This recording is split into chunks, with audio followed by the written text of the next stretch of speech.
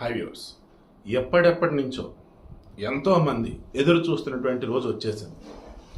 హిందూ దేవాలయాలలో, హిందూ ధార్మిక సంస్థలలో అన్య మతస్థులు ఉండొద్దు అని.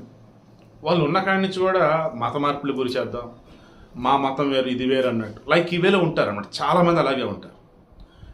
నేను 60లో పనిచేసేటప్పుడు 2014లో ఈఎస్ఐ ఆసుపత్రికి వెళ్ళాను. అక్కడ ఒక నర్సు క్రిస్టియన్. మళ్ళీ వీళ్ళంతా కూడా ఎస్సీ కోటాలో జాబులు కొడతారు. ఎస్సీ కోటాలో క్రిస్టియన్లు ఉండకూడదు, దళితులు, దట్ మీన్స్ ఎస్సీ హిందువులు ఉండాలి. సరే, పాయింట్కి వద్దాం. అప్పుడు ఆమె కూడా నాకు చేతుకున్నటువంటి అవి చూసి అటువంటి ఉండకూడదు, చాలా డేంజర్, సంత ఇది పిచ్చి పిచ్చిగా అవుతుంది, చేతి ఇంజక్షన్ ఉంది, ట్రీట్మెంట్ చేస్తుంది, ఎందుకు రాబోదు సైలెంట్ అయిపోయారు.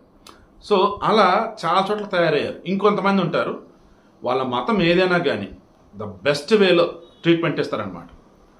సో విషయం ఏంటి, ఇప్పుడు బర్డ్ ఆసుపత్రి తిరుపతి అక్కడ, శ్రీ వెంకటేశ్వర ఆయుర్వేద ఆసుపత్రి అక్కడ, అండ్ క్వాలిటీ కంట్రోల్ సంబంధించి డిప్యూటీ ఎగ్జిక్యూటివ్ ఇంజనీర్ అక్కడ.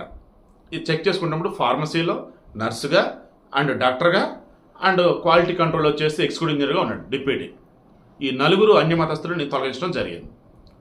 ఇప్పుడు వాళ్ళు క్రైస్తవులుగా ఉంటూ ఎస్సీ కోటాలో కనుక ఉద్యోగానికి పొందినట్టయితే ఇప్పుడు ఉద్యోగం పోయిద్దా? లేదు, వాళ్ళు బీసీసీ కింద పెట్టుకొని క్రైస్తవులు అన్నట్టుగా చెప్పుకొని ఉద్యోగాన్ని పొందినట్టయితే వేరే డిపార్ట్మెంట్కి అటాచ్ చేస్తారు. అలా చేస్తారా? లేదు అన్నప్పుడు ఎస్సీ ఓట్లు ఎక్కడ పోతాయి అని చెప్పేసి, క్రైస్తవుల ఓట్లు ఎక్కడ పోతాయి అని చెప్పేసి అక్కడి నుంచి తొలగించి వేరే డిపార్ట్మెంట్కి అసైన్ చేస్తారు.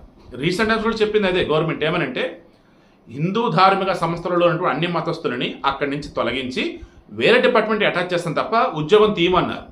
బట్ అది ఉద్యోగం పొందింది క్రైస్తవులుగా ఉంటూ ఎస్సీ కోటలో ఉద్యోగం పొందితే అనర్హలే కదా, అది ఆలోచించాలి. సరే, ఇప్పుడు ఎవరెవరు? ఎలిజర్. ఈ ఎలిజర్ వచ్చేసి డిప్యూటీ ఎగ్జిక్యూటివ్ ఇంజనీర్గా ఉన్నాడు, క్వాలిటీ కంట్రోల్. Next Rosy. ఈ రోజీ వచ్చేసి నర్సుగా ఉన్నారు, స్టాఫ్ నర్సుగా బర్డ్ ఆసుపత్రిలో. ప్రేమావతి వచ్చేసి ఫార్మసిస్ట్గా ఉన్నారు ఈ బర్డ్ ఆసుపత్రిలో.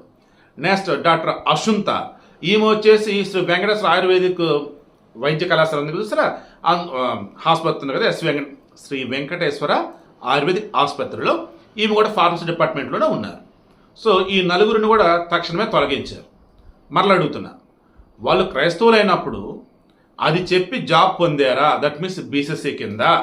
లేదు, వాళ్ళు క్రైస్తవులని ఇప్పుడు తెలిసింది, మరి వాళ్ళు ఎస్సీ కోటలో ఉద్యోగం పొందితే అనర్హులు, లేదు బీసీసీ కోటలో ఉద్యోగం పొందితే ఓకే. ఆ వెళ్ళి చెక్ చేసి మరి వాళ్ళకి ఉద్యోగం ఇవ్వటమా, లేదన్నప్పుడు మతం పేరు అబద్ధం చెప్పేసి ఉద్యోగం పొందారు కాబట్టి అర్హత లేదని చెప్పి తొలగించడమా, ఏం చేయడం బెటర్ అంటారు? కింద కామెంట్లో తెలియచేయండి.